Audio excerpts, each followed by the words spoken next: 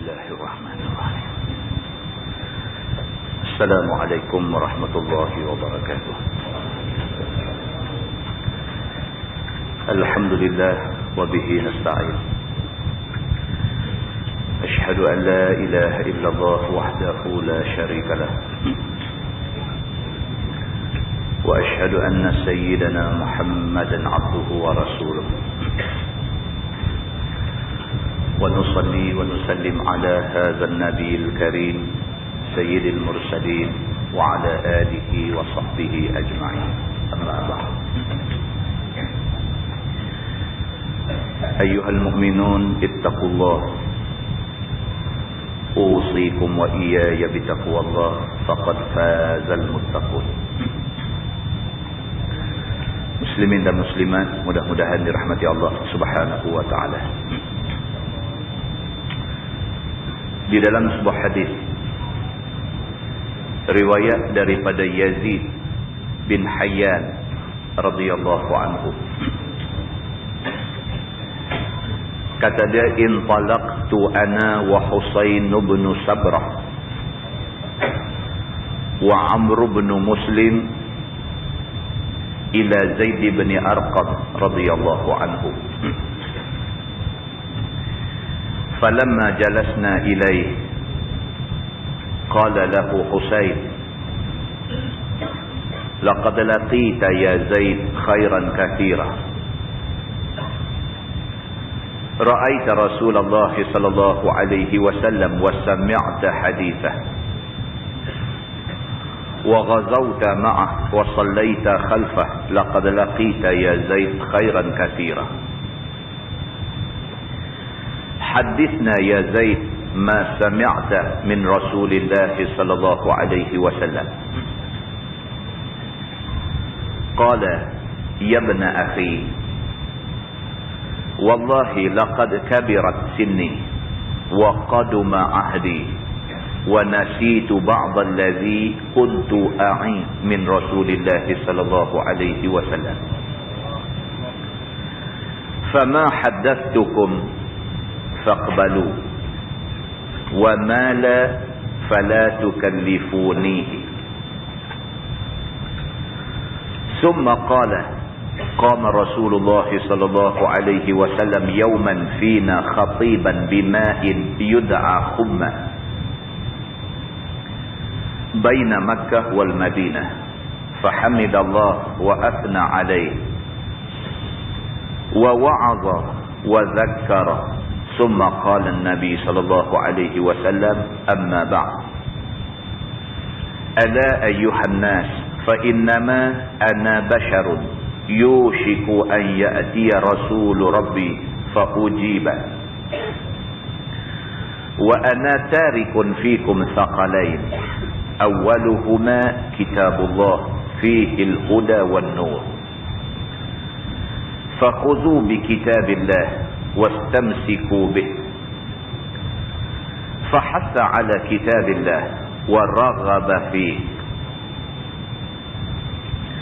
ثم قال النبي صلى الله عليه وسلم: وأهل بيتي، أذكركم الله في أهل بيتي، أذكركم الله في أهل بيتي.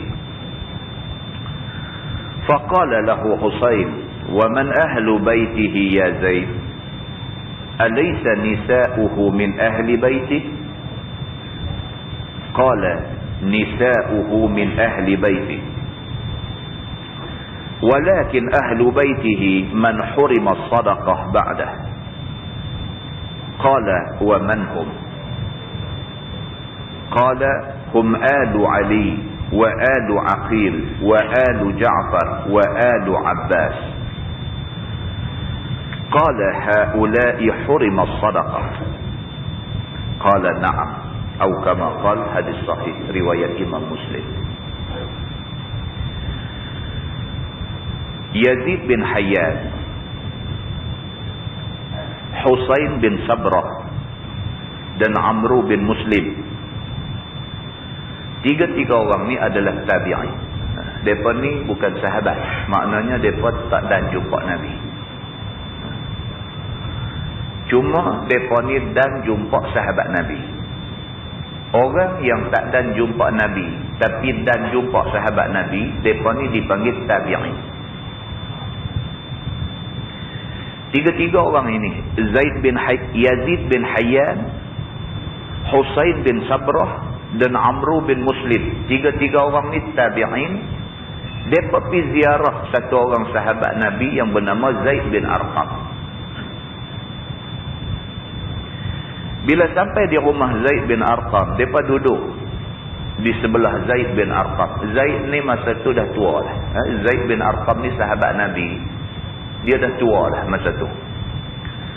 Tiga-tiga orang ni pergi ziarah dia. Mereka sampai sebelah dia. Mereka kata dekat dia. Mereka kata, laqad laqita ya Zaid khairan kathira. Mereka kata dekat Zaid bin Arqam, sahabat Nabi ni, mereka kata, wahai Zaid, kamu ni betul-betul dah dapat kebaikan yang sangat banyak. Pasal apa kamu dapat kebaikan yang banyak? Pasal yang pertama, ra'aita Rasulullah sallallahu alaihi wasallam. Pasal kamu dan tengok Nabi. Kami tak dah. Oleh kerana kamu dan tengok Nabi, kamu dapat kebaikan yang cukup banyak. Wa sami'ta hadithah, kamu dan dengar hadis Nabi. Untung kamu, pasal kamu dan jumpa Nabi, kamu dan tengok Nabi, kamu dan dengar hadis Nabi. Wa ghazawta ma'ah, dan kamu ni untung sungguh, pasal kamu dan pergi berperang sama dengan Nabi. Wa sallaita khalfah, kamu untung sungguh, pasal kamu dan semayang belakang Nabi sallallahu alaihi wasallam. Laqad laqita ya Zaid khairan kathira. Sungguh kamu ni dapat untung besar wahai Zaid. Tuan-tuan, macam kita lah. Kita lah pun kalulah kita ni tahu macam mana rupa Nabi. Manusia yang paling sempurna di atas muka bumi, Nabi Muhammad sallallahu alaihi wasallam. Seminggu dah daripada 12 Rabiul Awal dah seminggu dah. Hari ni dah ada berapa? 19 Rabiul Awal, masih lagi ada di dalam bulan kelahiran Nabi Muhammad sallallahu alaihi wasallam. Nabi besar. Kita duk baca Bahrul Mazi ni pun, ini semua hadis Nabi. Bukan sahaja satu pemimpin, bukan sahaja tokoh, bahkan lebih daripada itu, tak ada perkataan yang sesuai kita nak bubuh, tak ada. Kalau pemimpin pun lebih pada tu, kalau kata tokoh pun lebih pada tu, Nabi sallallahu alaihi wasallam. Manusia yang Allah Subhanahu wa taala tunjuk istimewa dia ni daripada sebelum lahir dia sampailah waktu kelahiran dia, sampai lepas lahir dia, Allah tunjuk istimewa Nabi Muhammad ni. Sebelum kelahiran Nabi sallallahu alaihi wasallam, mana mak dia pi awan duk teduh mak dia. Sebelum kelahiran Nabi, Allah tunjuk kemuliaan tahun gajah, tahun kelahiran Nabi ni, tentera Abrahah nak runtuh Kaabah, Allah tak izin. Musnah tentera Abrahah ni, faja'alahum ka'asfin ma'kul. Pagi kelahiran Nabi, api besar yang tak pernah padam, yang disembah oleh orang Majusi, pagi itu terpadam. Sama serentak dengan Nabi lahir, masa tu Allah padam api yang disembah oleh Majusi ni, sebagai hormat kepada kelahiran satu manusia yang akan menjadi satu pemimpin besar. Lepas lahir Nabi umur baru 12 tahun, pak penakan dia Abu Talib bawa dia pergi menyaga. Seorang padri yang bernama Buhaira tengok Nabi. Nabi baru 12 tahun. Dia tengok Nabi aja, dia dah tahu lah. Terus dia kata dekat Abu Talib, dia kata, wahai Abu Talib, siapa budak ni? Abu Talib kata, nak penakan aku. Siapa dia? Nama dia Muhammad bin Abdullah. Dia kata, hang bawa balik dia cepat-cepat. Dia ni bakal menjadi Nabi. Satu hari dia akan diusir oleh kaum dia sendiri daripada Mekah, tanah tumpah darah dia. Buhairah terus pergi pegang Nabi, tarik baju, tengok atas belikat Nabi ada tanda nubuwah. Nabi Muhammad SAW daripada belum lahir, hari lahir, selepas kelahiran, sehinggalah dia dilantik jadi Nabi. Allah tunjuk keistimewaan dia daripada awal lagi dah. Maka tidak heran 3 orang tabi'in ni berasa sangat rugi mereka ni. Sebab mereka ditakdirkan lahir selepas Nabi wafat. Mereka berasa rugi kalaulah mereka ni ditakdirkan beranak mai awal sikit dan jumpa Nabi. Macam kita ni jauh dah. Nabi kalau hidup lah ni, umur Nabi 1477 tahun. Nabi kalau hidup lah ni, umur Nabi 1477 tahun. Jauh dah. 3 orang ni yang kata nama dia Yazid bin Hayyan, Husain bin Sabrah, Amru bin Muslim ni, mereka ni beranak mai tak ada jumpa Nabi. Nabi wafat mereka pun ada. Dan jumpa sahabat Nabi, mereka pergi ziarah satu orang sahabat Nabi yang bernama Zaid bin Arqam. Mereka pergi kata dekat orang tua ni, mereka kata, wahai Zaid, hang kok mana pun hang dapat untung besar. Pasal apa? Yang pertama, hang ra'aita Rasulullah, hang dan tengok Nabi. Kami ni teringin nak tengok Nabi tapi tak ada. Sami'ta hadis, hang dan dengar Nabi bercakap. Nabi kata apa, telinga hang dan dengar. Kami ni cuma dengar cerita aja. Nabi kata bagian-bagian tapi tak dengar daripada mulut Nabi sendiri. Wa ghazauta ma'ahang ni untung sungguh pasal dan pergi perang sama dengan Nabi sallallahu alaihi wasallam. Wa sallaita khalfa hang ni untung pasal hang dan semayang belakang Nabi. Kita tuan-tuan sampai hari ni kita tak tahu betul-betul yang Nabi semayang macam mana.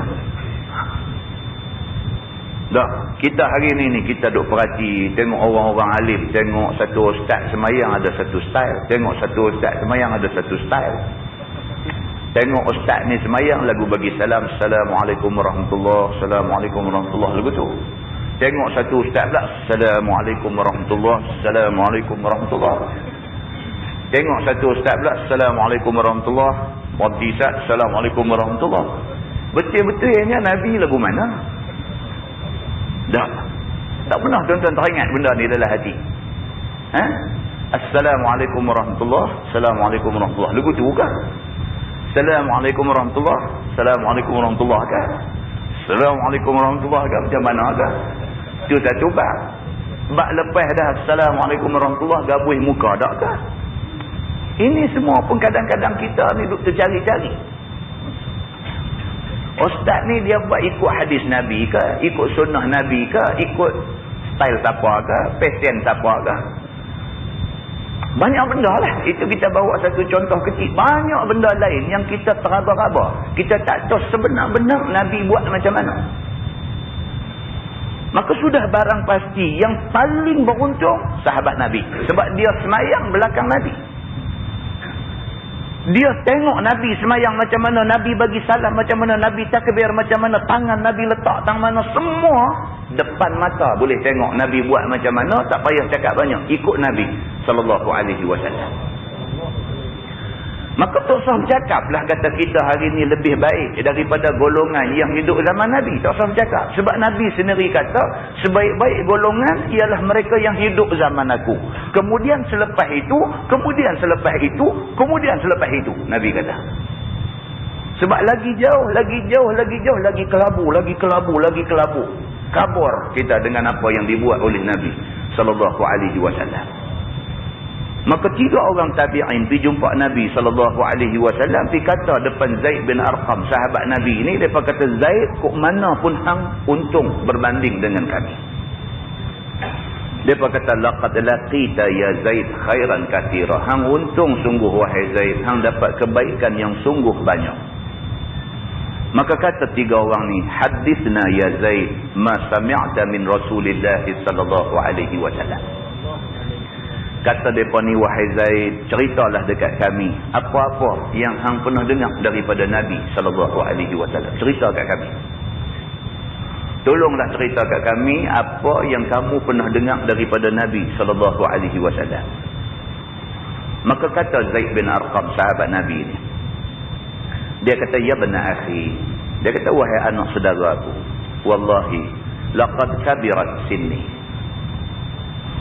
wa qaduma ahdi, wa nasitu ba'd alladhi kuntu a'i min Rasulillah sallallahu alaihi wasallam. Maka kata Zaid bin Arqam, sahabat Nabi ni, dia kata, wallahi, demi Allah, laqad kabirat sinni, aku hari ni tua sangat dah. Umur aku tua sangat dah hari ni. Wa qaduma ahdi, dia kata sesungguhnya masa mati aku dekat dah. Aku ni hari ni, dia kata tua sangat dah. Aku orang yang dah sangat tua. Aku rasa aku pun dah dekat nak mati. Begitu. Wa nasitu ba'd allazi kuntu a'i min Rasulillah sallallahu alaihi wasallam. Dia kata, dan aku hari ni dah lupa banyak dah. Nasitu, aku dah lupa banyak dah. Benda yang dulu aku ingat, hari ni aku dah lupa banyak dah. Fama haddathtukum faqbalu. Maka apa yang aku nak bagi tahu dekat kamu, maka kamu terima elok-elok.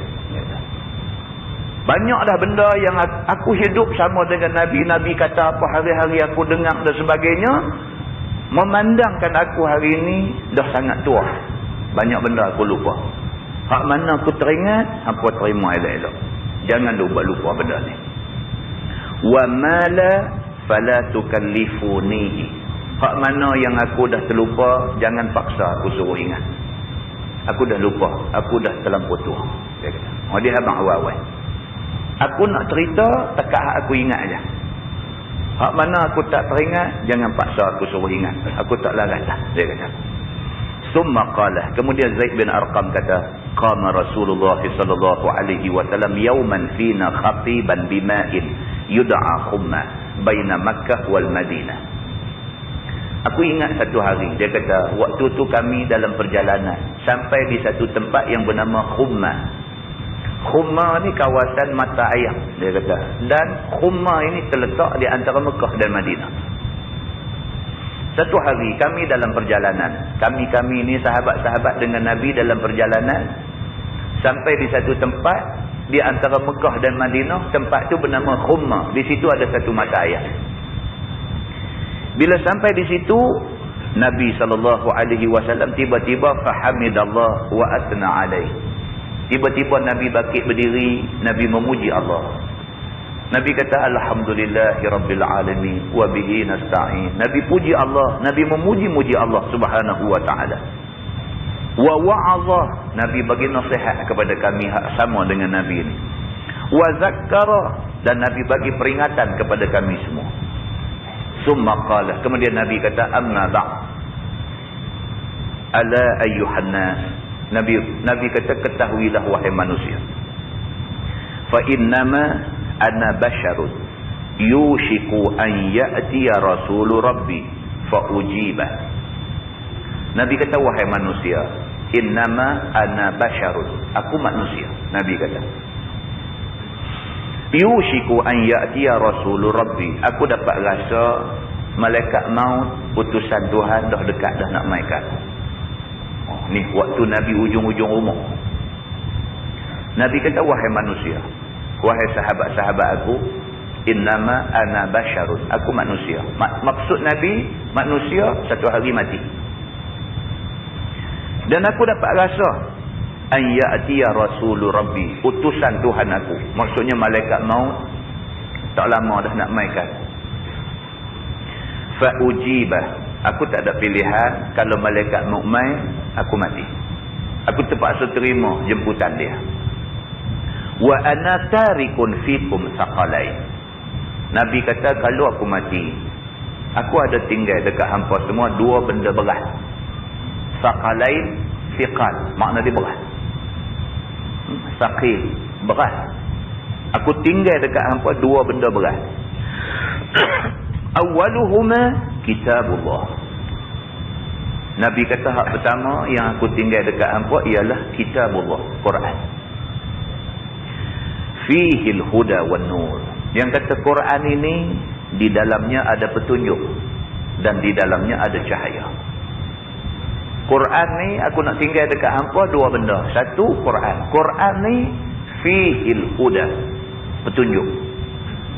Kalau hampa pegang Quran, hampa menjalani hidup dalam dunia ni dalam keadaan hampa mendapat petunjuk Tuhan. Wan nur, dalam Quran juga ada cahaya. Kalau hangpa pegang Quran, hangpa tak duduk dalam kegelapan. Fakhuzu bi kitabillah. Nabi kata, ambil Quran ini, pegang elok-elok. Aku tak mau pesan banyak-banyak. Nabi kata, aku pun dah tua, aku dapat rasa malaikat maut dah dekat nak mai dekat aku ni. Kalau aku mati, aku tak ada tinggal harta benda, aku tak ada tinggal apa dekat hampa. Aku tinggal dua. Yang pertama Quran. Quran ini petunjuk dan Quran ini cahaya yang boleh melepas hampa daripada kegelapan. Fakhuzu bi kitabillah. Pegang Quran ini baik-baik. Wastamsiku bih. Pegang, jangan lepas Quran ini. Fahatta ala kitabillah. Lepas itu Nabi SAW pun mengingatkan sahabat-sahabat supaya sungguh-sungguh pegang dengan Quran ini. Wa raghaba fih. Nabi SAW pesan dekat sahabat-sahabat ni supaya cinta kepada Quran. Cinta. Raghaba fih. Cinta kepada Quran. Tuan, kita tekat ni kita ingat balik. Kita ni cinta tak dengan Quran?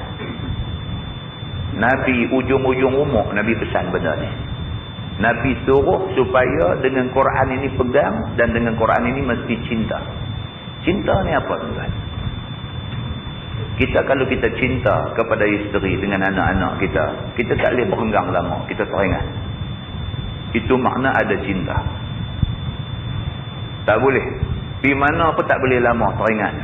Teringat dekat anak, teringat dekat isteri, teringat dekat keluarga. Itu cinta. Kalau pergi mana pun tak teringat, itu tidak ada cinta. Quran ni, kalau betul kita cinta, kita tu teringat nak baca dia. Kalau tak baca, terus sembang pasal cinta Quran. Terus sembang. Saya kemarin ada satu sahabat. Dia duduk kerja New Straits Times dekat Kuala Lumpur. Dia telefon. Mula-mula dia ucap terima kasih. Dia kata sebab kaset-kaset ni dia kata banyak membimbing dia. Dia kata orang yang macam dia kerja sibuk dan sebagainya, tak tahu waktu, tak tahu masa kerja, dia kata dia memang tak ada lah masa nak main masjid, nak mengaji, nak dengar ceramah, tak ada. Kerja siang malam. Kaset agama ni bagi dia cukup penting. Naik kereta, dia bergerak sana sini, kaset duduk jalan. Inilah masa saya mengaji. Dia kata, terima kasih banyak-banyak. Dia kata, saya dapat mengaji. Dia kata, Ustaz, dia kata, saya dengar kaset. Saya dengar kaset Ustaz. Dia kata, daripada hari saya dengar kaset Ustaz kata semayang qabliyah subuh ini, Nabi kok mana pun Nabi buat Ustaz. Sampai hari ini, dia kata, dengan nama Tuhan saya beritahu Ustaz, saya tak tinggal qabliyah subuh. Dia kata. Tuan-tuan, kita dengar tuan-tuan, kita berasa takut. Kita takut kok kita suruh orang buat, kita pun tak buat. Kadang-kadang kalut-kalut tak dan, kita pun. Kadang-kadang kita ni pun sendiri tak dan.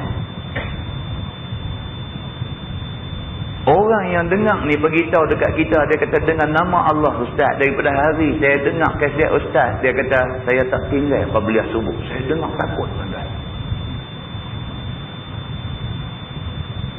Ustaz, dia kata satu kaset Ustaz kata baca surah Hamim. Dia kata saya tak tinggal Ustaz. Dia kata saya beritahu dekat Ustaz, terima kasih. Dia kata betul-betul benda ni mendidik saya dan keluarga saya. Tuan, cuba tengok. Kita sendiri, kita tanya diri kita, kita sendiri dengan Quran lagu mana? Tonton jawab sendiri, tanya sendiri, jawab sendiri. Kita dengan Quran macam mana? Sehari semalam 24 jam, ada tak ada sehari semalam yang kita tak baca Quran? Tak buka Quran baca. Ada tak ada seminggu, 7 hari, 7 malam, seminggu kita tak pernah buka Quran baca? Ada tak ada seminggu berlalu tanpa kita buka Quran? Sedangkan Nabi SAW waktu ujung-ujung umur Nabi pesan benda ni. Nabi kata aku tak ada tinggal apa dekat hampa melainkan dua. Yang pertama kitabullah, Quran. Quran ni Nabi kata pegang sungguh-sungguh, wa raghaba fihi, maka hendaklah kamu cintai Quran ini. Maksudnya baca Quran. Tak reti makna pun tak apa, baca Quran. Summa qala, kemudian Nabi SAW bersabda, Nabi kata, wa ahlu baiti. Yang kedua, aku tinggal dekat hampa semua keluarga aku. Ahlul bait, keluarga aku. Uzakkirukumullah fi ahli baiti. Nabi kata, aku ingatkan kepada kamu supaya kamu takut kepada Allah, kasihlah keluarga aku.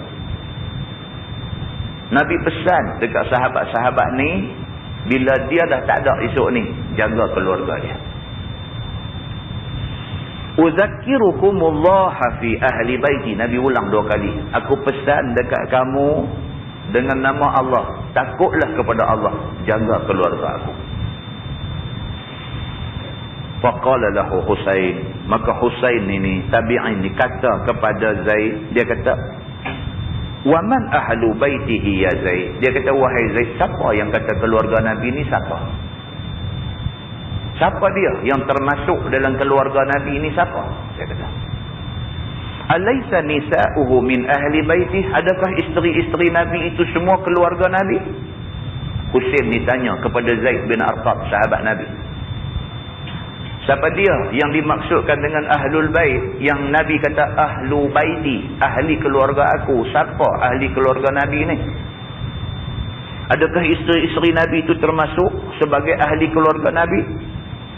Qala, jawab Zaid, dia kata, nisa'uhu min ahli baiti. Tentulah isteri Nabi ahli keluarga Nabi, itu tentu. Walakin ahlu baitih man hurima sadaqah ba'dah. Tapi yang kata ahlul bait, ahli keluarga Nabi itu ialah mereka yang tak boleh terima zakat. Itu keluarga Nabi. Qala wa man hum?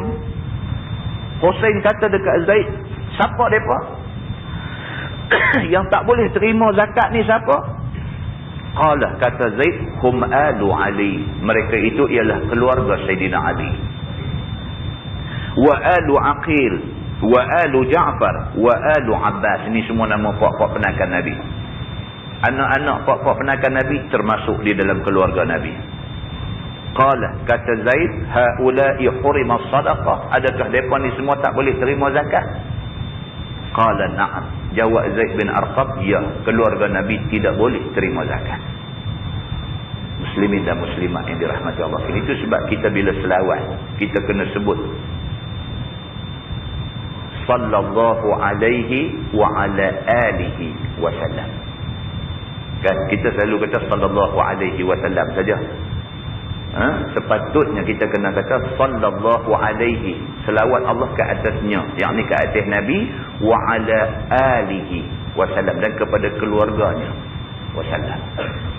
Itu sebab kalau kita pergi Mekah, pergi Madinah, kita dengar orang-orang Mekah, orang Madinah, dia sebut macam tu.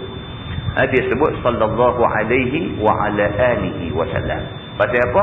Pasal itu suruh Nabi sallallahu alaihi wa sallam. Nabi suruh begitu. Muslimin dan muslimat yang dirahmati Allah sekalian. Sempena Rabiul Awal, bulan kelahiran Nabi sallallahu alaihi wasallam ini, mudah-mudahan kita jaga benda-benda yang dipesan oleh Nabi ini. Yang mudah-mudahan mukadimah ini memberi manfaat kepada kita semua insya-Allah. Kita menggunakan Bahrul Mazi jilid 17.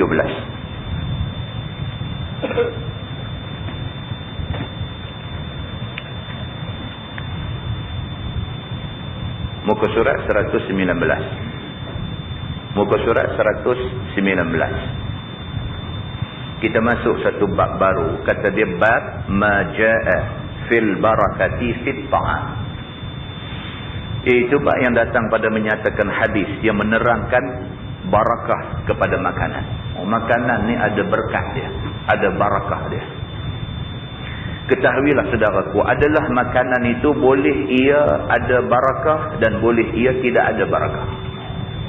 Makanan yang kita duk makan hari-hari ni, ada makanan membawa barakah, ada makanan tidak membawa barakah. Begitu. Maka makna barakah itu, iaitu barang yang sedikit jadi banyak. Di antara tanda barakah itu sikit tapi cukup. Tuan-tuan, ada orang gaji 5,000 tak cukup.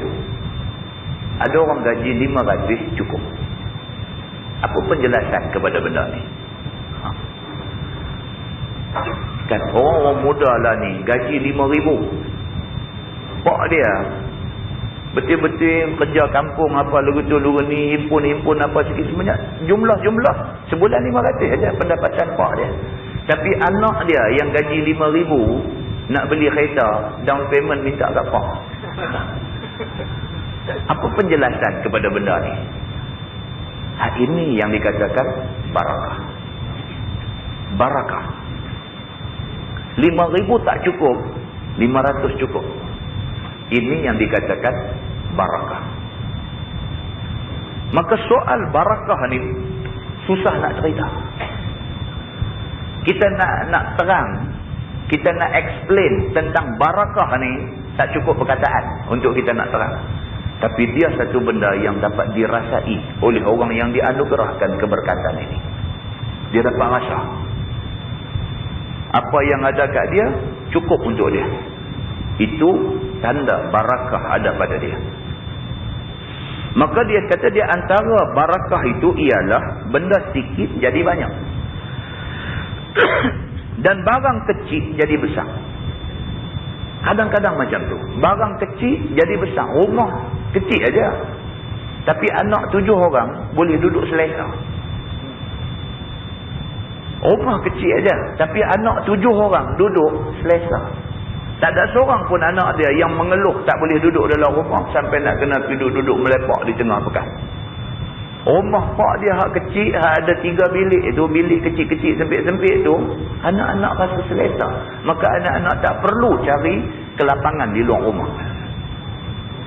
Ada orang rumah besar, bilik 5, bilik 6 dah ada, anak tak duduk di rumah. Dia lemah macam rumah sempit.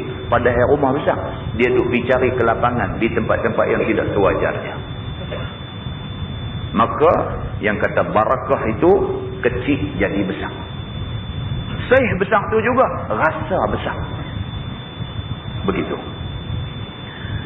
Barakah juga barang yang tahan sebentar boleh jadi tahan lama.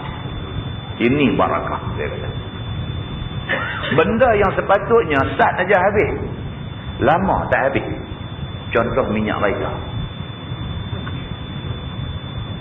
Patutnya bubuh RM10 ni sepatutnya sat aja habis, tapi dia bubuh RM10 tak habis-habis. Barakah. Pasal apa kita gelak tuan-tuan? Pasal kita tak dapat keberkatan itu. Kan kita kata apa merepek. Tak tuan-tuan, ada orang dapat benda ni. Yang sesetengah orang mentakrifkan kejadian itu sebagai ma'unah. Ma'unah dalam maksud kata bantuan Allah. Tuan-tuan tahu benda-benda pelik ni dia ada satu dia panggil mukjizat. Itu untuk Nabi. Yang kedua dia panggil karamah. Itu untuk wali-wali. Yang ketiga dia panggil ma'unah. Itu untuk orang-orang yang saleh-saleh, yang ikhlas kepada Allah. Ini benda-benda pelik. Mukjizat tak payah ceritalah, kita banyak dengar mukjizat Nabi ni macam-macam. Karamah ni wali-wali Allah. Kadang-kadang Tuhan bagi dekat orang-orang yang mulia-mulia ni benda-benda yang luar biasa. Itu tanda karamah dia.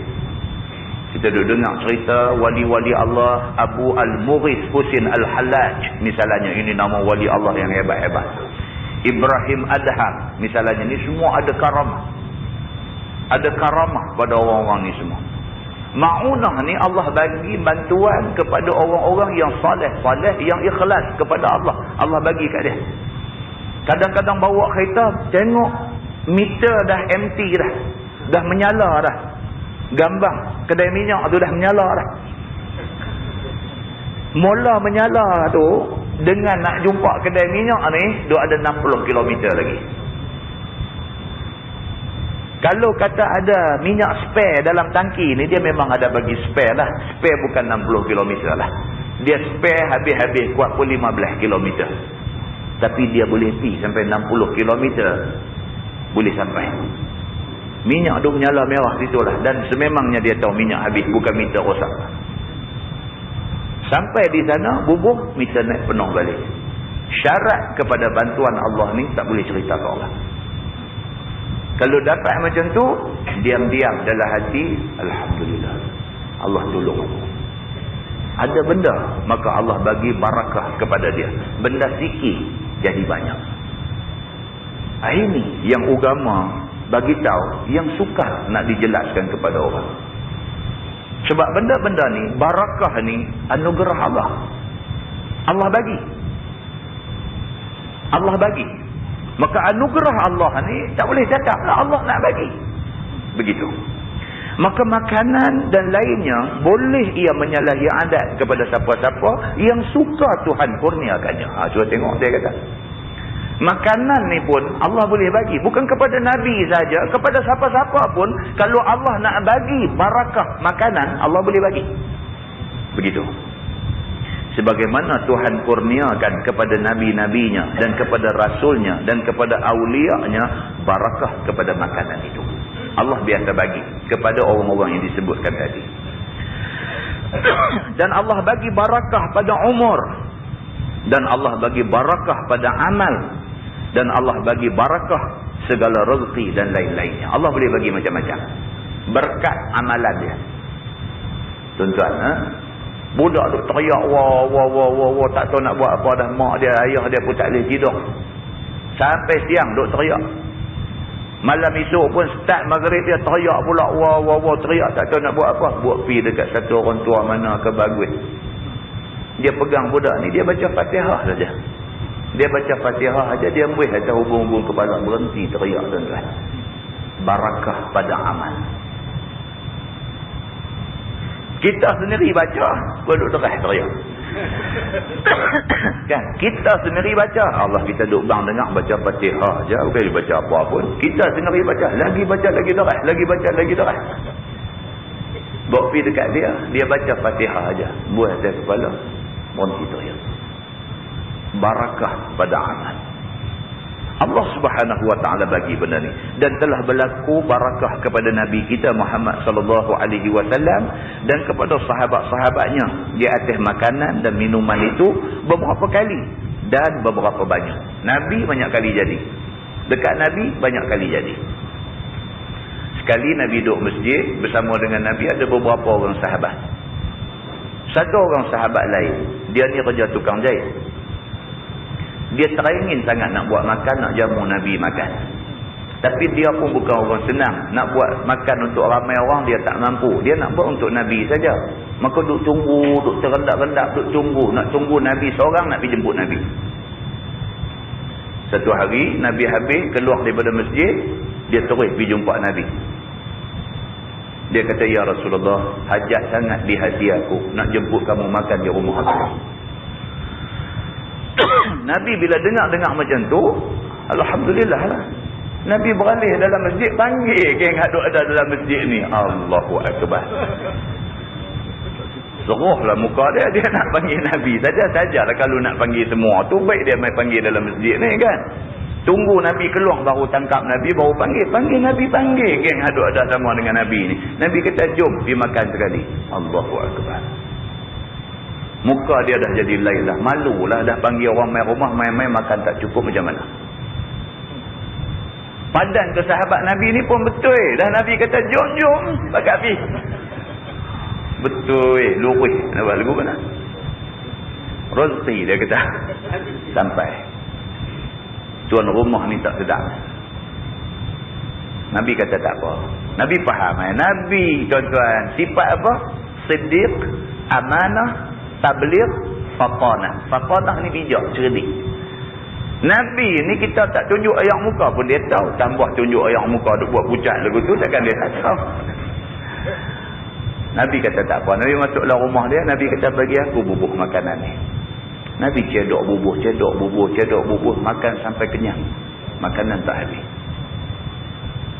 Diriwayatkan benda ni di dalam hadis Nabi sallallahu alaihi wasallam. Banyak kali lah, bukan sekali, beberapa kali jadi macam ni. Dia kata sebagai datang dalam satu hadis dikeluarkan oleh Imam At-Tirmizi. Kata dia an Aisyah radhiyallahu anha qalat, "Tuwfiya Rasulullah sallallahu alaihi wasallam wa 'indana shatrun min sya'ir. Fa akalna minhu ma syaa Allah." Diriwayatkan daripada seorang daripada isteri Nabi sallallahu alaihi wasallam namanya Aisyah radhiyallahu anha. Kata Aisyah, wafat Nabi SAW. Dan ada telah ditinggalkan di sisi kami sedikit daripada syair. Nabi wafat, di rumah Aisyah, di rumah isteri Nabi ni syair, ni gandum, ni jenis gandum ni ada sikit aja tinggal. Masa Nabi wafat tu, makanan tinggal sikit aja di rumah. Lalu makanlah kami daripadanya sekira-kira dikehendaki Allah. Hak Nabi tinggal sikit tu kami duk cedok ambil masak, duk cedok ambil masak, duk cedok ambil masak, lama tak habis. Begitu. Yakni beberapa lama tidak habis-habis ia oleh barakah peninggalan Nabi itu. Sambung hadis tu dia kata, summa qultu lil jariyah kilihi fakalathu falam yalbat an faniya qalat falau kunna taraknahu la akalna minhu aktsara min zalik. Kemudian daripada telah aku lihat akan hal yang demikian itu, maka aku suruh seorang daripada hamba jariah aku suka akan dia.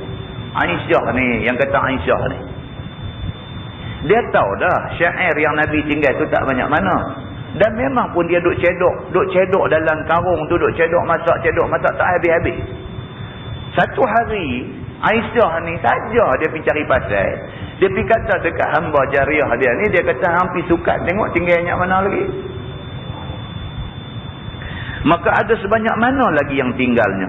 Maka kata aku bagi jariah itu, hai jariah, sukat olehmu akan syair yang ditinggalkan oleh Nabi itu. Ada sebanyak mana lagi ia. Maka jariah itu pun pergi menyukat akan dia.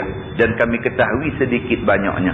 Maka tidak lama kemudian daripada sukat itu, kami makan akan dia lalu habislah ia. Itu dia. Nabi tinggal tu elok lah. Saja pergi cari penyakit, pergi sukat tengok ada banyak mana. Lepas pada sukat tu habis. Maka kata Aisyah, jikalau sekiranya tidak kami sukat akan dia, bahkan ada kami tinggalkan dia dan kami biarkan dia di situ tidak bersukat, maka tentulah boleh lagi kami makan daripadanya lebih banyak daripada makan kami itu. Aisyah kata silaplah pergi sukat, dia kata. Kalaulah tak sukat, tentulah kami boleh duk makan benda tu tak habis-habis. Dia kata, silap tidur sukat. Yang ni lama lagi kami boleh makannya. Tetapi apa boleh buat, sudah jadi tersukat. Dia kata. Dah tersilap dah, dia kata. Maka jadilah hilang keberkatannya. Maka habislah ia dengan segeranya oleh sedikitnya itu. Kata At-Tirmizi, ini hadis sahih. Itu dia, tuan-tuan. Itu dia. Ini yang kata barakah. Nak terang tak hati. Nak terang tak hati. Ada orang Allah bagi hidup atas dunia ni, Allah bagi takat umur 22 aja. Allah bagi takat umur 25. Allah bagi takat umur 30. Walaupun umur 22, 25, 30, umur tu sikit aja. Tapi kalau dia satu orang yang baik, umur 30 itu cukup membawa keberkatan pada dia. Ada orang Allah tarik dia pergi sampai 80, sampai 100 umur. Tapi 100 ni patut masa panjang untuk nak tambah keberkatan. Tak. Dia tambah derhaka pada Tuhan. Na'udzubillah. Itu dia. Ini yang kata keberkatan. Baik, tajuk baru. Dia kata bab maja'a fi karahiyatis salah fit tatawir. Iaitu bab yang datang pada menyatakan tegah semayang pada gambar-gambar. Ini pula satu tajuk, dia kata kita ni tak sah. Tak sah hidup semayang di tempat yang ada macam-macam gambar, macam-macam corak, macam-macam tu. Tak sah. Pasal apa? Pasal benda ni ganggu kita. Hidup semayang depan ni ada macam-macam. Jadi bila ada macam-macam ni, dia fikir macam-macam. Kalau tengok ni pejabat apa pula depan. Kacau kita semayang. Jadi kacau. Kan duk tengok pula gelap. Jabat apa? Ganggu. Jadi ganggu kita semayang. Bukan ni main bulan depan pergi duk punggah pula pejabat dia dah. Contoh. Jadi tak dah duk bagi ada benda yang kacau kita di depan.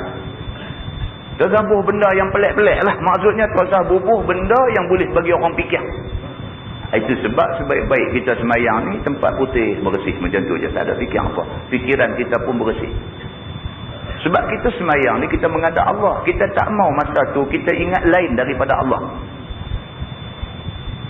Kita tak mau. Sama lah tuan-tuan, kita bersama dengan isteri. Tak mau masa bersama dengan isteri duk ingat orang lain. Haram. Haram. Berdosa. Dari segi agamanya berdosa. Waktu bersama dengan isteri duk ingat siapa kan?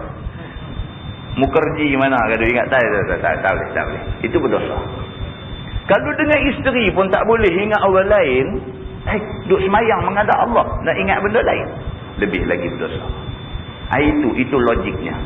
Maka itu sebab tajuk malam ni dia kata ditegah kita ni semayang pada gambar-gambar. Kan? Sejadah pun duduk bubuh macam-macam gambar. Apa duk tengok tu pun lagu. Kita ingat satu masa dulu isu Kristian dulu ni. Duk semayang ni duk parti sejadah ni. Ada salib pula lah. Kawah buat sejadah tu tak ada niat pun nak buat salib ni situ. Kebetulan pergi jadi corak atau pergi jadi corak ada palang lagu tu. Jadi sejadah ni pun ada salib pula lah. Jadi buat sejadah duduk bubuh gambar apalah senang. Itu yang sebaik-baiknya. Begitu. Ketahuilah dia kata. Ketahuilah saudaraku, seafdal-afdal ibadah itu ialah sembahyang. Ni jelaslah. Tuan-tuan tak usah bercakap lah kata kita ni rajin sedekah. Tak usah bercakap kata kita ni rajin puasa sunat. Tak usah bercakap kalau kata kita ni rajin pergi buat umrah. No. Kalau sekiranya kita tak sembahyang fardu. Apapun sembahyang fardu tu utama. Masuk kubur, mula sekali dia tanya apa? Sembahyang. Beres sembahyang, mudah soalan yang berikutnya. Sembahyang apapun merupakan seafdal-afdal ibadah. Maka sembahyang itu ada fardu dan ada sunat. Maka sembahyang fardu itu tetaplah tiada suatu ibadah yang lebih mengatasinya pada pahala. Paling besar pahala Tuhan bagi, pahala sembahyang fardu. Itu sebab kita kata apa pun sembahyang fardu tu kena bagi clear dulu. Baru boleh sembang pasal bab nak pergi berjihad, sembang pasal bab nak pergi bagi sedekah derma. Setelah sembahyang fardu kita sempurnakan. Begitu. Dan kemudian daripadanya, yang ni selepas daripada sembahyang fardu, pahala segala yang fardu. Lepas daripada sembahyang fardu, hak fardu lain pula. Pahala besar. Contohnya apa? Tutup aurat. Fardu. Kita bila sebut fardu dan teringat kata puasa, teringat kata zakat, teringat kata haji, tu teringat yang tu ya. Tutup aurat fardu. Melaksanakan hudud fardu. Semua Allah kata wajib dalam Quran fardu. Maka semua benda yang Allah kata wajib itu benda fardu. Itu kedudukan kedua selepas daripada fardu sembahyang. Begitu. Kemudian sembahyang sunat. Baru mai hak sunat. Di kalangan hak sunat-sunat ni paling utama sembahyang sunat. Baru mai cerita sunat pakai jubah, baru mai cerita sunat taruh janggut, baru mai cerita sunat bahasa dah nampak lewat sangat dah pun. Allahu akbar. Qabliyah subuh Nabi buat juga. Sunat ba'diyah apa semua, qabliyah ba'diyah ni semua Nabi cukup-cukup jaga. Sembahyang sunat. Dia kata maka tiada suatu ibadah sunat mengatasi sembahyang sunat pada pahalanya. Sembahyang sunat ni cukup penting. Semalam kita baca hadis cerita tentang Nabi SAW tanya Bilal. Nabi tanya Bilal, bukan Bilal tanya Nabi. Nabi sudah tanya Bilal. Nabi kata, wahai Bilal, dalam banyak-banyak amalan kamu buat, amalan apa yang kamu buat kamu betul-betul mengharapkan pahala daripada Allah? Bilal jawab apa? Dia kata tak ada apa yang aku buat lebih. Cuma satu aja. Aku tiap-tiap kali lepas berwuduk, aku akan sembahyang 2 rakaat. Bilal jawab macam tu. Hal lain perasan aku tak ada apa. Cuma satu yang aku jaga sangat-sangat. Lepas aku ambil ayat sembahyang, lepas aku berwuduk, aku sembahyang 2 rakaat. Nabi kata apa? Nabi kata aku dapat dengar bunyi tapak kaki kamu depan aku dalam syurga. Nabi kata. Tentang tengok benda kecil lah, kecil. Benda simple. Pahala besar. Disebut oleh Nabi SAW di dalam hadis sahih. Nampak? Muslimin dan muslimat yang dirahmati Allah SWT. Maka malam ni dia kata apa? Dalam banyak-banyak benda sunat, sembahyang sunat paling hebat sekali. Allah bagi pahala. Dan sebaik-baik ibadah itu ialah ibadah yang terus beradab kepada Allah di dalam masa mengerjakannya. Maka sembahyang itu adalah sebaik-baiknya, ialah yang cukup padanya segala kaifiat zahir dan batinnya. Sembahyang kita direct dengan Tuhan, tak ada ganggu siapa-siapa. Sembahyang ni kira kalau telefon dia panggil FTD, sistem terus dial, terus saja. Kita ada yang sembahyang menghadap kiblat dalam keadaan menutup aurat, Allahu Akbar, kita menghadap direct dengan Tuhan. Tak ada perantaraan siapa-siapa. Kita duduk bercakap dengan Allah Subhanahu wa taala. Maka ini ibadat paling hebat. Maka kaifiat yang zahir ialah daripada kelakuan dan bacaan. Itu zahir nampak. Kita sembahyang, bacaan yang Tuhan suruh itu yang kita baca, lain tak boleh baca. Perbuatan yang Tuhan suruh tu kita buat, lain tak boleh buat. Macam mana Allah suruh, macam mana Nabi tunjuk sembahyang, macam tu kita kena buat. Begitu. Dan kaifiat yang batinnya iaitu tawaduk dan juga khusyuk dan tazallul dan cukup beradab hati pada yang dilakukan dan pada yang dibaca.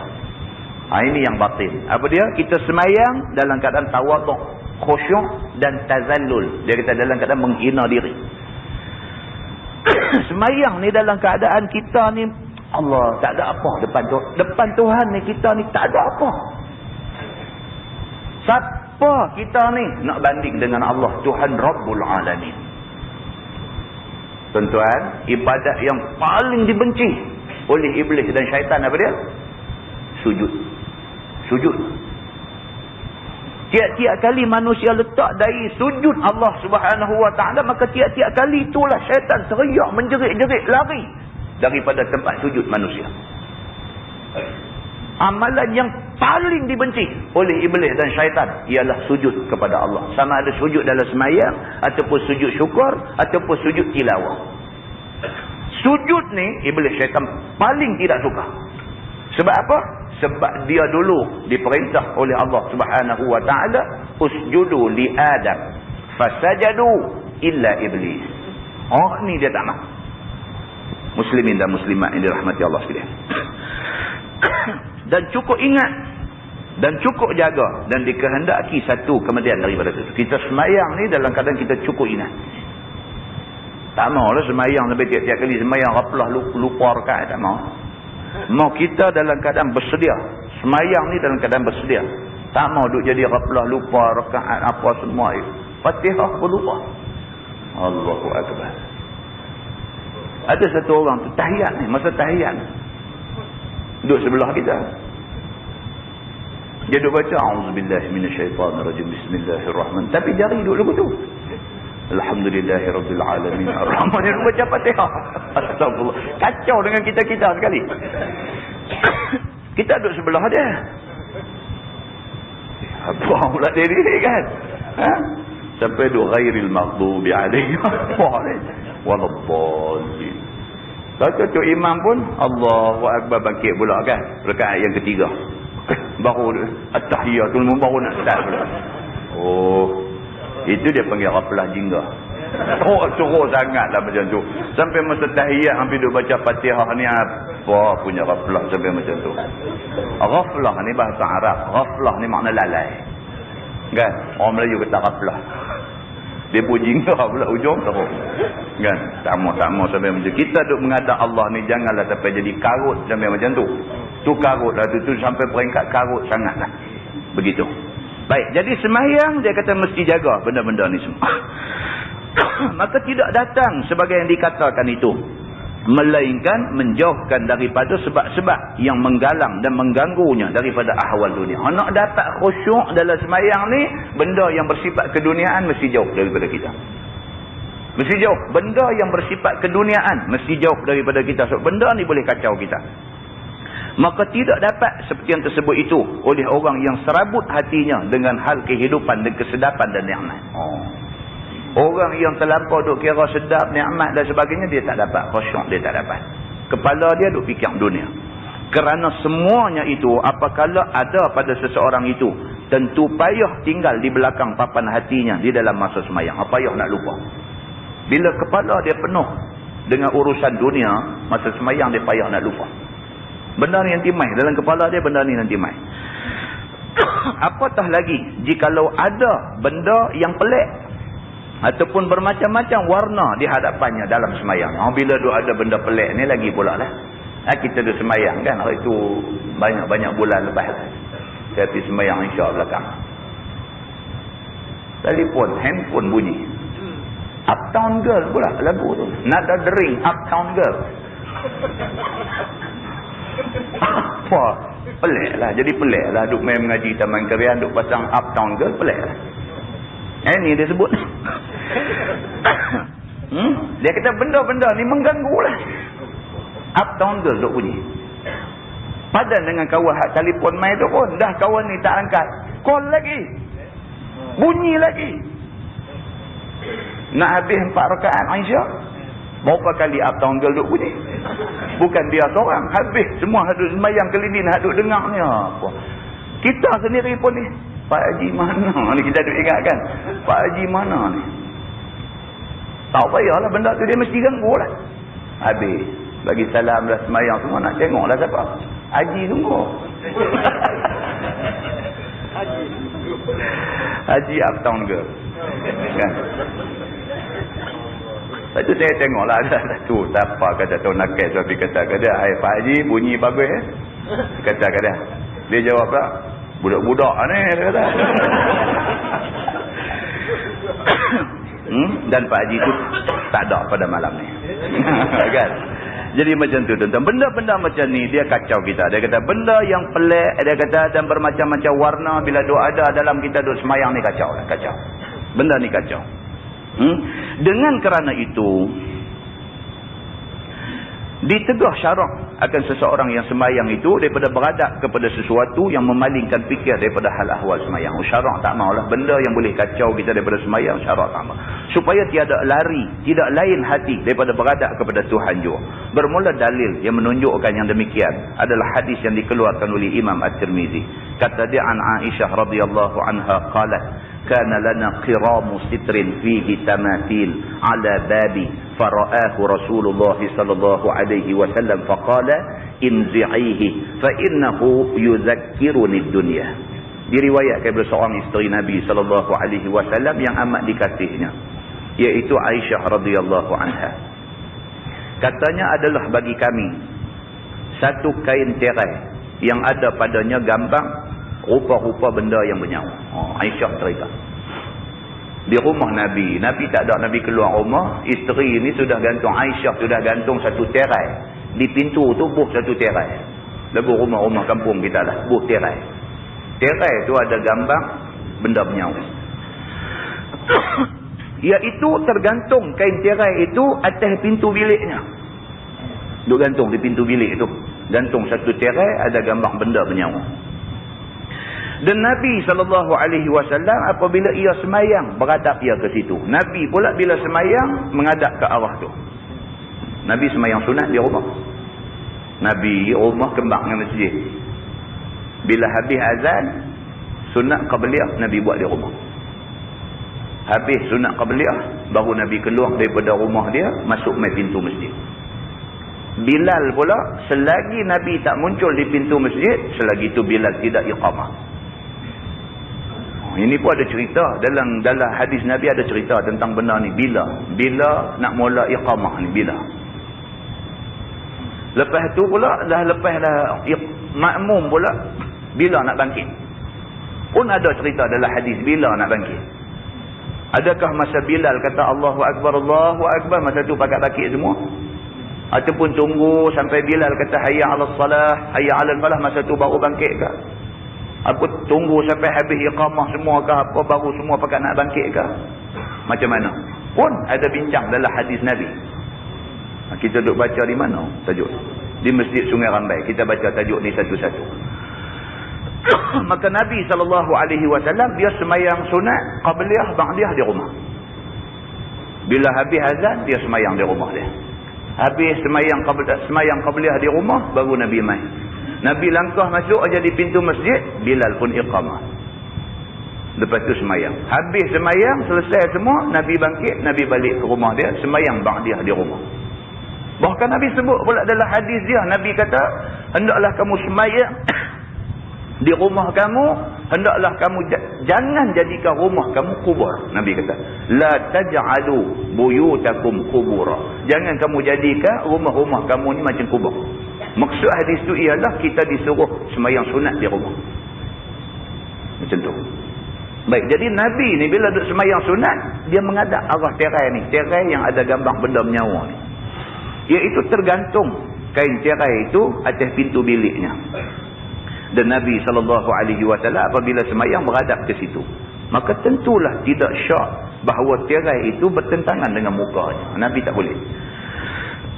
Apabila Nabi mau semayang, maka dinampak Nabi SAW akan kain tirai yang bergambar itu. Lalu sabda Nabi, hai Aisyah, tanggalkan kain tirai yang bergambar itu. Itu dia. Nabi bila nak semayang, tengok-tengok, siapa pula piduk bubuh tirai ada gambar ni? Gambar benda menyawa. Nabi terus kata dekat Aisyah, inzi'ihi fa innahu yuzakkiruni dunya. Nabi kata buang gambar, buang tirai itu kerana tirai itu mengingatkan aku kepada dunia. Yakni apabila aku semayang, padahal ia ada di depan aku, lalu aku pandang kepada dia, maka jadilah terpaling hatiku kepadanya. Bila tengok, ganggulah. Tengok aja tirai itu dengan gambar dengan apa, ganggulah, jadi ganggu. Maka maulah mengenangkan rupanya dan hal ahwalnya. Bila tengok tu teringat ni siapa lukis ni. Awak dia lukis nampak kemetot. Main macam-macam dalam kepala dia. Tak boleh. Kita ni tuan-tuan, manusia. Manusia ni tengok apa pun dia terlincah macam-macam dah hati. Dia tak? Dia semayang belakang. Dia tengok awak dia ni ikat serban nampak seronyak. Yang tu pun teringat juga. Kan? Ni kita ni yang kata kita manusia ni. Tengok apa pun yang dia duduk main teringat. Kan? Tengok aja awak dia ni baju berlemuan. Teringat juga je. Payah lah tuan-tuan. Nak pejam mata makruh. Nabi kata semayang pejam mata makruh. Maka itu sebab Nabi SAW kata semayang tengok tempat sujud. Tengok tempat sujud sejadah ada gambar pula. Teringat pula. Jadi nak dapat khusyuk dalam semayang ni tuan-tuan susah. Dia nak abang yang tu. Dia abang kata susah. Nak dapat khusyuk dalam semayang ni susah. Sama lah macam kita duk cakap pasal pergi buat haji. Senang ke tuan-tuan nak dapat haji mabrur? Oh jangan. Pergi 5 kali pun belum tentu mabrur lagi. Susah. Haji mabrur apa ya? Haji mabrur ni susah tuan-tuan. Kita nak dapat khusyuk semayang di Masjidil Haram, nak dapat khusyuk semayang di Masjid Nabawi, nak dapat khusyuk masa tawaf ni senang ke tuan-tuan? Cuba abang main tak? Senang ke? Beritahu lah senang ke kita.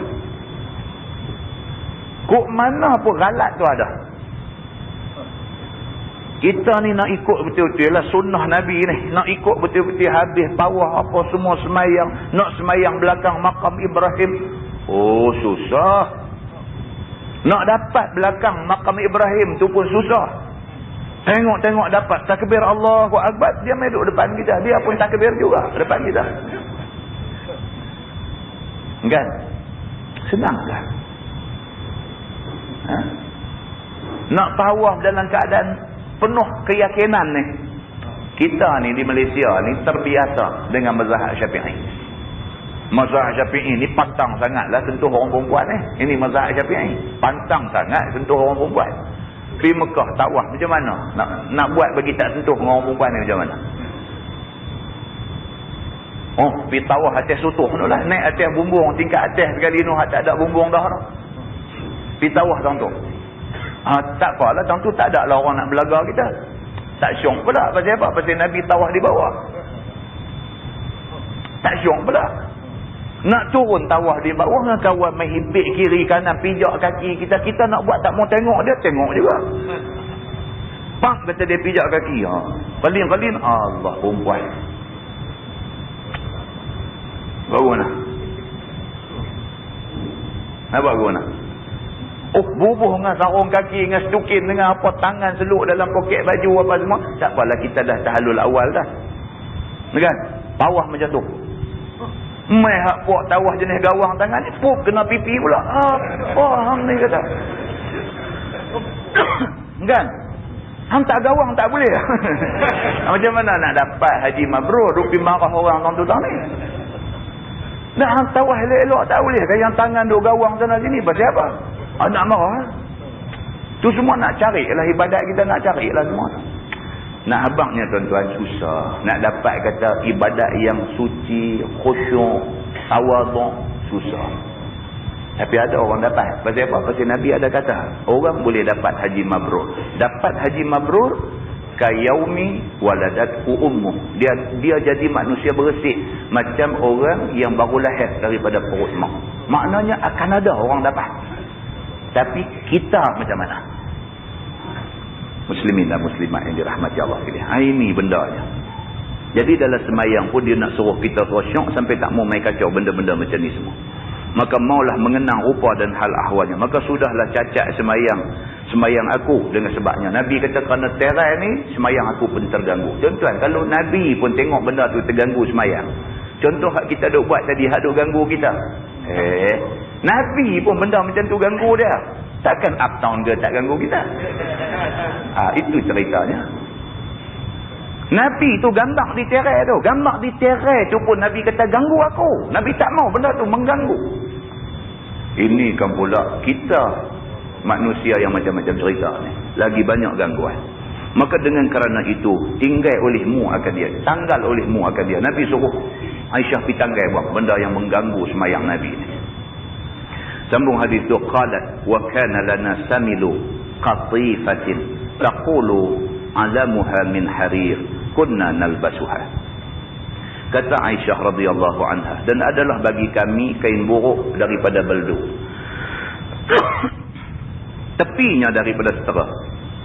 Adalah kain buruk itu kami pakai akan. Yang ni pula cerita lain pula. Cerita kata Aisyah ni. Aisyah yang kata isteri Nabi. Isteri orang yang cukup hebat dalam dunia. Nabi Muhammad sallallahu alaihi wasallam. Isteri orang yang hebat ni macam mana? Yang kata isteri Nabi ni macam mana? Aisyah kata apa? Aku biasa pakai kain buruk. Dia kata. Ada bagi kami kain buruk daripada beldu yang di tepi-tepinya daripada setera. Dan adalah kain buruk itu kami pakai akan dia. Aisyah isteri Nabi ni tak hebat pun. Kain buruk pun pakai. Buat pakaian. Kata At-Tirmizi, ini hadis hasan lagi sahih, lagi gharib daripada ini wajah. Masalah. Dia kata pakaian isteri Nabi sallallahu alaihi wasallam. Ini dia bincang. Dengan sepotong hadis dalam masalah itu, taulah kita sedikit daripada ahwal isteri Nabi pada pakaiannya. Ini nak cerita pakaian isteri Nabi. Maka tidaklah isteri-isteri itu nampak berlebih-lebih pada dunia dari segi pakaiannya. Itu dia. Isteri Nabi ini lagu tu aja. Tak ada lah nak lebih-lebih apa semua, tak ada. Dan tidak sombong pula dengan tidak menerima pakaian buruk. Buruk pun pakai. Yang kata isteri Nabi ni hak buruk pun pakai. Isteri ustaz lah tak mau. Tak mau. Pakainya melarang. Kan? Mami jarum. Begitu. Kan? Bini ustaz. Kan? Tengok suami okeylah, ceramah gam. Satu hari terserempak tengok bini, boleh tahan melarang. Tak macam isteri Nabi. Isteri Nabi SAW pakaian begitu hal saja. Bahkan pakaian buruk dan yang buruk itu jadi persalinannya. Pakaian dia dah buruk, salin pun hak buruk juga. Isteri Nabi SAW. Adapun hal makan minum telah lalu beberapa hadisnya. Cerita makan minum ni cerita banyak dah. Cerita isteri Nabi makan susah banyak dah. Dan kenyataan selalu berlapang sampai 2-3 hari tak jumpa makan. Ini biasa bagi isteri-isteri Nabi. Tak ada makan 2-3 hari. Dan sampai sebulan pun ada tidak berasap dapurnya. Biasa. Tak ada makanan. Bukan kata segan masak, tak ada makanan. Benda nak masak tu tak ada. Semuanya itu menunjukkan mereka itu tidak beradab kepada dunia dan cukup sabar atas apa susah dalam dunia ini.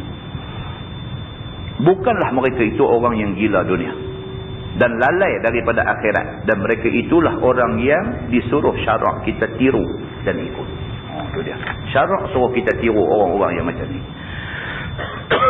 Masalah dia kata bantai Nabi SAW yang ia tidur di atasnya. Ni bantai Nabi pula. Tuan-tuan, tapi macam ni dia cerita.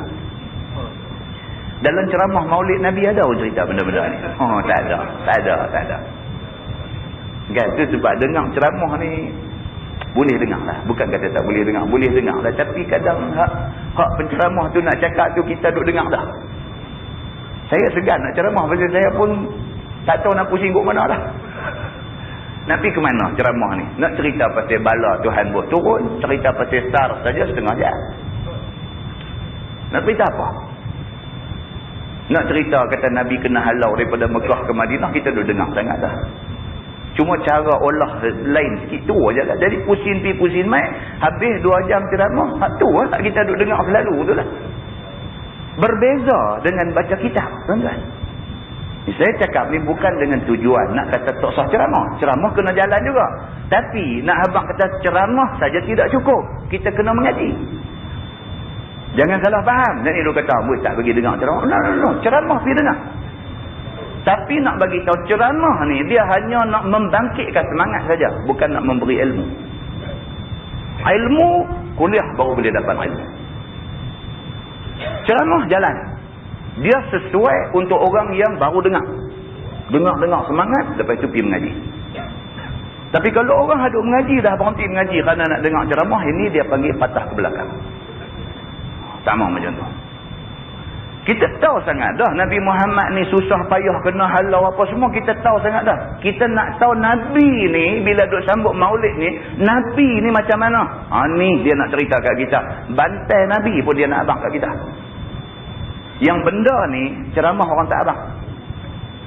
Jom kita tengok yang kata Nabi kita yang kita duk sambut sangat Maulid dia ni, macam mana hidup dia. Sesungguhnya Nabi kita itu telah wajib ia bersifat amanah itu. Nabi ni cukup amanah, dia kata.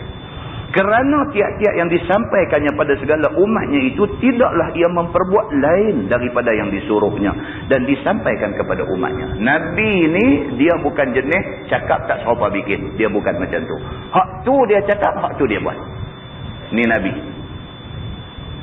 Nabi SAW ni satu orang manusia yang cakap serupa bikin. Kalau orang nak cari kelemahan dia, tak akan jumpa kelemahan dia. Sebab dia cakap, dia buat. Ni Nabi, dia kata. Maka setengah daripada barang yang disampaikan dan dikhabarkannya itu, hendaklah kuat beradab kepada akhirat. Dan jangan beradab kepada dunia. Di antara benda yang Nabi selalu cakap, kita ni akhirat nombor 1. Dunia ni turun nombor 2. Bukan suruh buang dunia. Tapi dunia nombor 2. Kalau bertembung dunia dan akhirat, akhirat dulu. Itu maksud dia. Sebab dalam Quran Tuhan kata wabtaghi fima ataakallahu ad-daral akhirah wa la tansa nasibaka minad dunya. Gunakanlah apa yang Tuhan bagi dekat kamu atas dunia ni untuk akhirat. Tapi jangan lupa nasib kamu di dunia. Dia kata. Akhirat dulu. Tuhan bagi sihat, guna sihat untuk agama. Tuhan bagi duit, guna duit untuk agama. Tuhan bagi masa, guna masa lapang untuk agama. Jangan lupa dunia kamu. Tuhan kata macam tu. Maka Nabi SAW dia praktik benda ni. Maka demikian jualah ke atas dirinya ia perbuat. Maka tidak ia ambil sedap dunia yang fana ini. Sehingga makan minumnya selalu dapat lapang dirinya. Itu dia. Nabi ni lapang biasa bagi dia. Maka pakaiannya daripada yang buruk-buruk dan yang kasar-kasar. Nabi pakaian buruk, kasar. Tapi bersih. Nabi pakaian dia buruk. Maksud buruk tu lama lah. Pakaian lama tapi bersih. Sebab dia kata an-nazafatu minal iman. Kebersihan itu sebahagian daripada iman. Nabi sangat bersih. Nabi sangat bersih. Dan tempat tidurnya dan tempat duduknya daripada tikar tamar. Tidur atas tikar yang dibuat daripada daun korma. Bukan daripada hamparan permaidani dan sebagainya. Sehingga bantai tidurnya itu pun diperbuat daripada kulit. Bantai tidur pun bukan kain. Buat daripada kulit binatang. Begitu. Diisinya di dalamnya dengan sabut. Sebagai ganti kabu-kabu dan kapas dan lainnya daripada barang yang lembut. Dua pasal lah. Dua pasal. Kenapa bantai Nabi ni isi sabut. Dia dua pasal. Yang pertama, pasal kabu dengan kapas ni mahal. Nabi bukan orang ada duit. Maka sabut ni murah. Yang kedua, pasal Nabi dia tak mau selesa. Selesa, korang ibadat. Dulu orang mengaji pondok. Kan? Tok-tok guru pondok suruh tidur atas buahnya. Dulu. Tahun 50-an, 60-an dulu, orang mengaji pondok, tidur atas buahnya. Buahnya tu dia parah bagi pepeh tu, tidur atas tu. Apa tujuan dia? Tidur mesti mimpi lah. Kan? Mimpi seronok, golek-golek, gedung lah.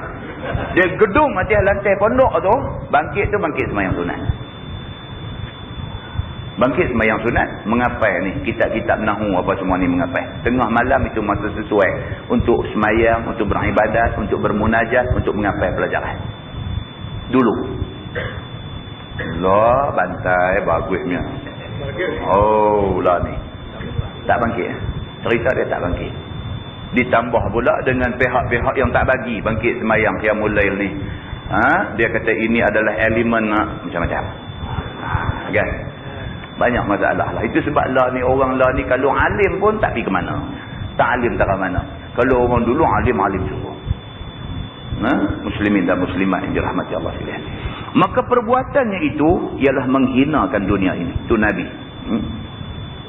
Maka tiada satu perkara yang berkekalan manfaatnya, melainkan sebagai faedah menolong mencapai akhirat sahaja. Nabi dunia ni betul-betul guna untuk akhirat saja. Oleh itu, padalah seperti yang diperbuatnya itu. Maka itulah hal Nabi SAW yang datang khabar hadis yang dikeluarkan oleh Imam At-Tirmizi. Kata dia an Aisyah radhiyallahu anha qalat, kana wisadatu Rasulillah sallallahu alaihi wasallam allati yadtaji'u 'alaiha min adam hashwuha lifun. Diriwayatkan dari seorang isteri Nabi sallallahu alaihi wasallam, namanya Aisyah radhiyallahu anha. Kata dia adalah bantai tidur Nabi sallallahu alaihi wasallam yang ditidurnya atasnya itu, iaitu daripada kulit yang diisi dengan sabun. Aisyah sendiri kata, bantai Nabi kulit isi dengan sabun. Kulit bukan macam kulit lah.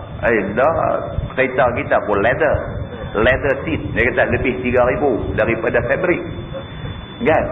Oh, ni leather zaman Nabi. Ni bukan leather lembu kita lah. Genuine leather. Zaman tu kalau kata leather, kalau kata kulit ni, kulit berbulu lagi duk ada. Kulit tu tidur ni bau pun duk ada lagi. Bukan kata bantai selesa ni. Bantai yang sangat tidak selesa. Nabi tidur atas bantai macam tu. Kata At-Tirmizi, ini hadis sahih.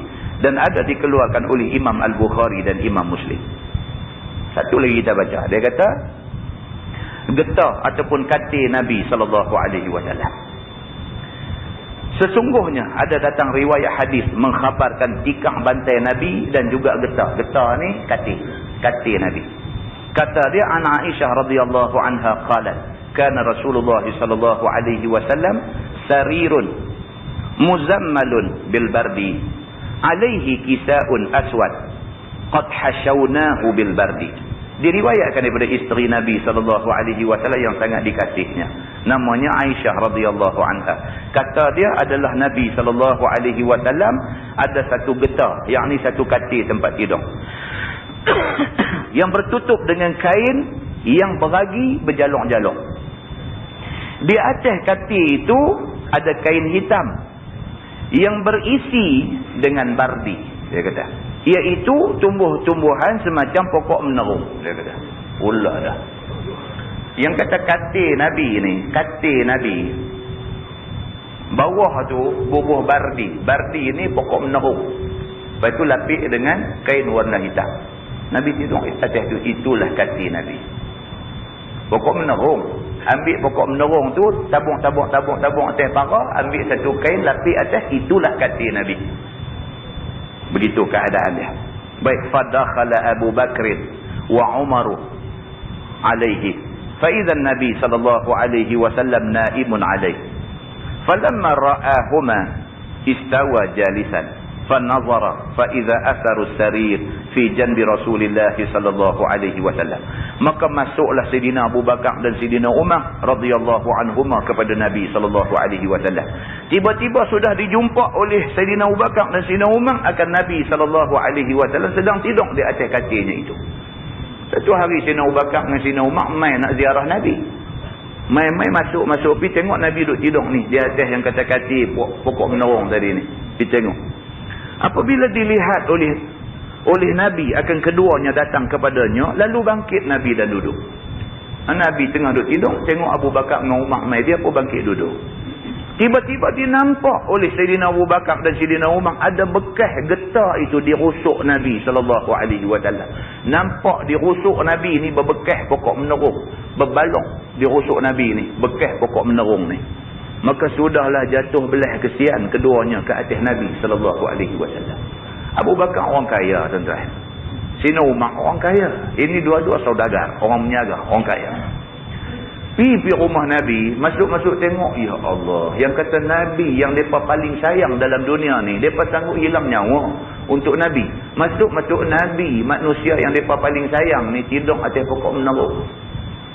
Berasa kesian. Faqala Abu Bakrin wa Umar ridwanullah alaihim, ya Rasulullah, ma yu'zika hashuna ma tara min firashika wa saririka wa hadha Kisra wa Qaisar ala firashil harir wa dibaj. Maka berkata Sayyidina Abu Bakar dan Sayyidina Umar radhiyallahu anhuma, ya Rasulullah, apalah memberi sakit akan dikau oleh kasak barang yang kami lihat pada tilam dan getah tuan hamba ini. Dia kata dekat Nabi, ya Rasulullah, apa ni yang pergi tidur atas benda nak bagi sakit, bukan nak bagi selesa, benda ni bagi sakit. Sedangkan Kisra, yakni Raja Parsi, dan Kaisar, yakni Raja Rom, seteru Allah subhanahu wa ta'ala, mereka tidur di atas tilam sutera halus dan kasar. Maka tuan hamba lebih patut, lebih bagus tempat tidur daripada mereka itu, kerana tuan hamba kekasih Allah. Mereka kata, adakah patut? Mereka kata, Kisra dengan Kaisar, Raja Rom, Raja Parsi, kapiang, musuh Allah, boleh hidup selesa, senang lenang, hidup di atas timbunan kemewahan. Kamu kekasih Allah, kamu tidur dalam keadaan yang begitu menyakitkan, mana boleh macam ni? Bila didengar oleh Nabi SAW, lalu dijawab Nabi. Faqala sallallahu alaihi wasallam, la taqula hadha, fa inna firasha Kisra wa Qaisar fi an-nar, wa inna firashi wa sariri hadha aqibatuhu fil jannah. Maka sabda Nabi SAW, jangan kedua kamu kata perkataan itu, kerana bahawasanya tilam Kisra dan Kaisar itu akhirnya dalam neraka. Nabi kata, lah ni mereka sedap tidur atas sutera, tidur, tapi kesudahan mereka di neraka. Nabi kata, dan bahawasanya tilam aku dan getah dan katil aku ini akhirnya di dalam syurga. Nabi kata, aku tidur macam ni, hampa nampak aku susah, tak apa, aqibatuhu fil jannah, kesudahan aku di syurga. Nabi kata. Maka meriwayatkan hadis ini oleh Ibnu Hibban di dalam sahihnya. Wallahu a'lam. Lepas ini kita masuk tilam Nabi sallallahu alaihi wasallam. Lagi satu cerita pasal tilam Nabi pula. Cerita yang akan datang ni tuan-tuan. Dia nak abang kat kita, ada orang main rumah Nabi. Ada orang main rumah Nabi. Dia main-main dia tengok tilam Nabi. Ni gazet lah. Dia main-main tengok tilam Nabi. Dia tengok Masya Allah. Dia kata, takkan Nabi tidur atas tilam macam ni. Balik rumah, pergi tempah satu tilam baik punya, hantar pergi rumah Nabi. Ini sahabat tuan-tuan, sahabat sayang dekat Nabi. Bila sayang ni duk carilah apa benda aku boleh bagi kat dia, aku nak tunjuk sayang aku kat dia. Tengok tilam macam ni. Balik pergi tempah satu tilam cantik punya, kirim mai. Aisyah isteri Nabi ni bila orang mai bagi seronok lah. Pasal dia pun nak tumpang tidur tilam tu juga, kan? Terima, ambil bubuh elok. Nabi balik. Nabi balik tengok tilam sedap elok macam tu. Nabi tanya, ni apa? Aisyah kata, ya Rasulullah, tadi ada satu orang mai apa semua tengok-tengok tilam kamu ni, Allah. Dia lah kirim mai ni. Nabi kata apa? Nabi kata, pergi hantar balik. Nabi kata. Tu yang kata Nabi, tuan-tuan. Yang kata Nabi. Pergi hantar balik. Nabi kata. Raddihi ya Aisyah. Dia kata, raddihi. Aisyah, pergi hantar balik. Ni hang pergi terima siapa suruh. Dia kata. Tengok. Tuan-tuan nak kata apa dekat Nabi kita ni? Patut tak patut bila orang main duk cakap lebih kurang pasal Nabi ni, kita bagi penampak sebiji kat dia? Patut tak patut? Manusia macam ni hang nak dikata lebih kurang. Hang ni bukan patut kena penampak, lebih pada tu hang patut kena. Betul tak? Kalau kita betul-betul kenal Nabi Muhammad SAW, kita tak boleh dengar orang kata kat dia lebih kurang. Kita tak boleh dengar. Dan telinga kita di merah. Pasal apa? Pasal kita kenal Nabi. Hak duk jadi orang Islam lah tak ada sensitivity. Bila orang duk kata lebih kurang dekat Nabi ni, dia tak sensitif. Pasal apa? Tak kenal. Dia tak kenal Nabi dia sendiri. Tak kenal. Maka dia boleh dengar orang kata dekat Nabi dia. Dia boleh dengar. Pasal dia tak kenal. Kalau kita kenal Nabi ni, kenal sungguh-sungguh, sambut maulid Nabi dengan tahun ni berapa kali sambut lah. Allah tak tahu nak abang duk sambut maulid Nabi. Tapi tak kenal Nabi lagi kita ni. Tak kenal lagi. Kalau betul-betul kita kenal Nabi ni manusia macam mana? Kita kenal dia betul-betul. Mai orang duk bercakap tak ketahuan pasal dia, pang sebiji. Aku nak abang lebih aku tak hati. Tapi hang memang kurang ajar. Kita kata, pang bagi sebiji, puas hati. Nak kena pergi balai pun jom. Dia macam tu. Pasal apa? Pasal kita kenal Nabi, kita tak boleh dengar orang kata benda tak elok kat Nabi. Dia. Itu sebab Nabi kata apa? Nabi kata tidak beriman seseorang itu sehinggalah aku lebih dia kasih daripada keluarganya sendiri. Nabi kata. Senangkah kita nak kasih dekat orang? Tak kenal, kita tak akan cinta dekat satu orang. Muslimin dan muslimat yang dirahmati Allah sekalian, mudah-mudahan Allah bagi taufik kepada kita, bagi hidayah kepada kita, kita tak silap daripada jalan agama dia, insya-Allah. Kuliah kita bulan depan, awal bulan tak ada. Cuti sekolah. Cuti. Jadi sekolah cuti, kita punya sekolah pun cuti sama. Kan? Cuti-cuti. Sekolah malam pun cuti. Jadi kuliah yang sepatutnya 4 hari bulan. 4 hari bulan tu ditangguhkan. Berapa hari bulan pula? Kuliah hak ni, hak Bahrul Mazi ni, insya-Allah. Panjang umur, Allah bagi kelapangan. Ada, insya-Allah. Kita jumpa pula insya-Allah pada 18 hari bulan. 18 hari bulan Jun.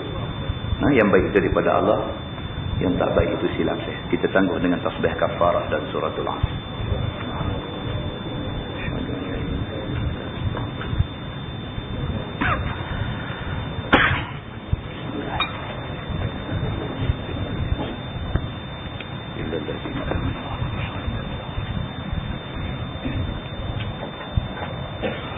اللهم صل على محمد في الأولين والآخرين وسلم. رضي الله تبارك وتعالى عن سادتنا أصحاب سيدنا رسول الله أجمعين. بسم الله الرحمن الرحيم. الحمد لله رب العالمين حمدا يوافي نعمه ويكافئ مزيده. يا ربنا لك الحمد كما ينبغي لجلال وجهك الكريم وعظيم سلطانك. رضينا بالله ربا وبالإسلام دينا وبمحمد نبيا ورسولا. اللهم افتح علينا فتوح العارفين وارزقنا فهم النبيين بجاه خاتم المرسلين. اللهم فقهنا في الدين وعلمنا التأويل واهدنا صراطك المستقيم. اللهم أرنا الحق حقا وارزقنا اتباعه وأرنا الباطل باطلا وارزقنا اجتنابه. اللهم اجعل جمعنا جمعا مرحوما وتفرقنا من بعده تفرقا معصوما. وصلى الله على محمد وعلى آله وصحبه وسلم والحمد لله رب العالمين. السلام عليكم.